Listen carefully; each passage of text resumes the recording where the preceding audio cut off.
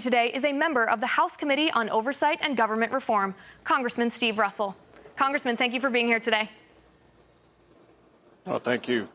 Now, you're actively exposing unnecessary spending by the government. Can you tell us a little bit about your Waste Watch reports?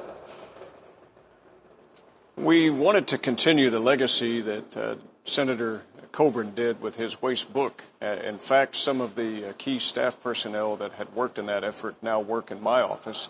But we wanted to take a different approach with a waste watch that would be put out quarterly so that we can actually influence it through the legislative process throughout the quarter, throughout each quarter and the year. We now have done 3 of those issues. And once again, it's not surprising to see some terrible waste in our government. Now, let's talk a background a little bit on your Waste Watch reports. Was there a particular program that was so rife with waste that inspired you to start this? No, I think it wasn't any one thing in particular. I think the thing that we saw was we have to target waste wherever we find it, great or small. If we take the approach that, well, you know, this one is not really add up to that much. If we took that approach with, say, extra calories in our diet or extra spending on our credit cards, before you know it, we end up extremely obese or we end up in far deficit for our own household budgets. It's no different in Congress. We have to combat waste where we find it. That's what Waste Watch alerts people to, and we see it in almost every sector. But the 2 big black holes are Afghanistan and the VA. Now, you said that you release these reports quarterly, so your most recent one was just released in October. And in that issue, the waste totaled more than $823 million of unnecessary spending by the government. And to me, it's incredible what our government spends money on. For example, your report shows that almost $30,000 was spent to look into bad language used by online gamers. And that's so absurd to me. What are your thoughts on this? Well, absurd is a good word for it. Look, gamers chatting to one another on World of Warcraft or something of this nature so that they can figure out how they communicate to each other. You know, that might be fine for somebody's private study, but how do you feel about taking your tax dollars? And if you were to break that down into the number of individuals it took to pay annual taxes to equal even that amount, they wouldn't be too happy that they were doing it so they could see what online gamers are doing. What a waste of money. No, certainly not government's business to be involved in what private citizens are saying to one another, particularly when it's just a matter of bad language or manners or what have you. Now, can you give our viewers an example of some of the other wasteful, even absurd things that you found? Yeah, how about a multi-million-dollar warehouse that could have been built for $500,000 and it wasn't even requested to be built because after the contractors and all of that finally got around to doing it, it was no longer needed.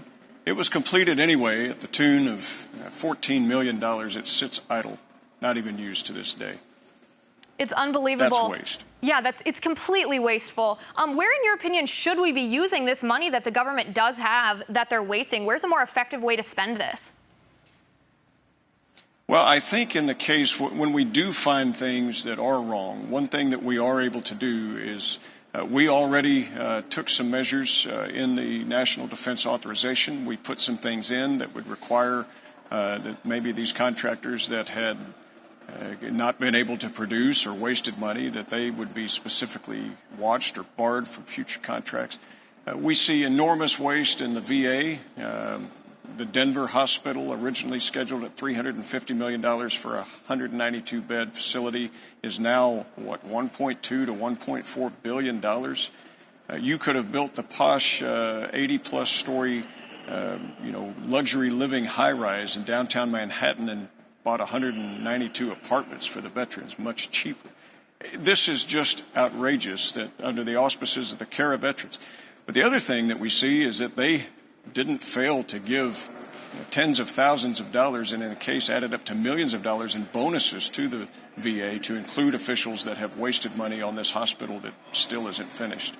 We have to call this out. We have to raise awareness so the public can hold them to account.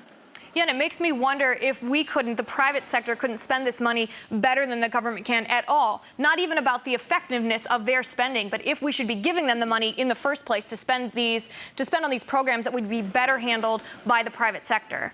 But Congressman Russell, I want to change topics for just a second. This past Friday, we saw terrorist attacks in France, the worst violence since World War II. Now, you're a veteran of Iraq and Afghanistan. What is your response to these attacks? We need to wake up, America. We are at war with this radical form of Wahhabist, jihadist Islam.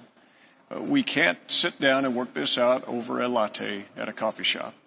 We must stop these acts of barbarity. And what we need to hear from the president is not what he's not going to do and what this not is. What we need to hear is what he is going to do. And I got some suggestions. Here's a couple.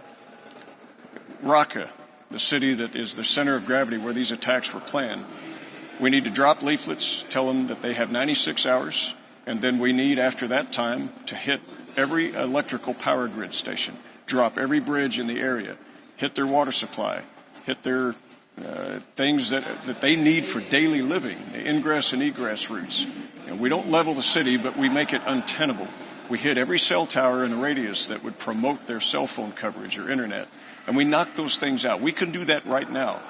But instead, we hear the president now talking about his strategy has not changed.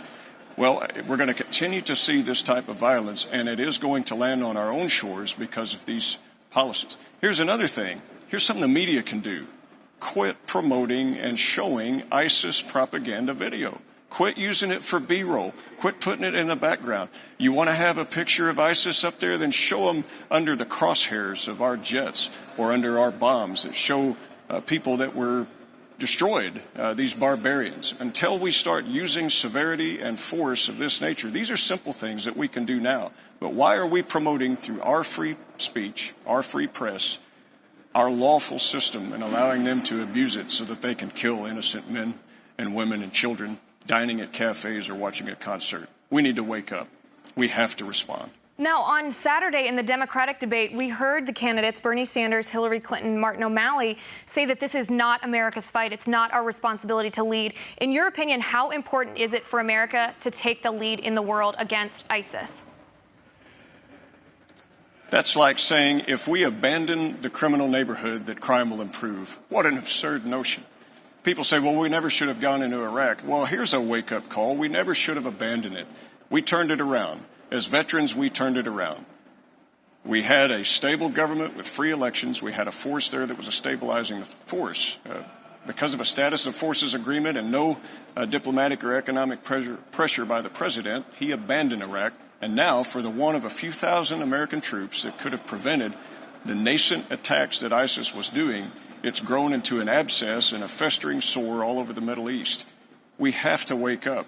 If the president thinks that we cannot lead and that will save lives, he is mistaken. We have to wake up. Do we need ground troops over there to fight ISIS? We cannot do this unilaterally. We must do it collectively. What a great opportunity. We have the G20 conference right now, and instead of some climate ideology that the president was going to promote at the G20 conference, he's now having to shift on the security and safety of Western and free world. But what a great opportunity. You've got our NATO allies, our English-speaking allies, our Western allies. You've got Russia. You've got a lot of these leaders that are there. We can build that coalition. We can go in. We can collectively do it with each a small contribution, and we can take out Raqqa.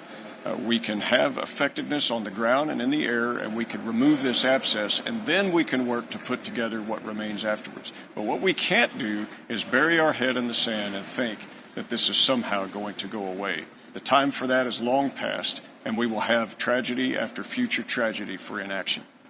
Congressman Russell, I appreciate you coming on tonight, and as always, I thank you for your service to our nation. I appreciate it. Coming up, President Obama says ISIS isn't growing. But after Friday's attacks in Paris, the world knows differently. That's next.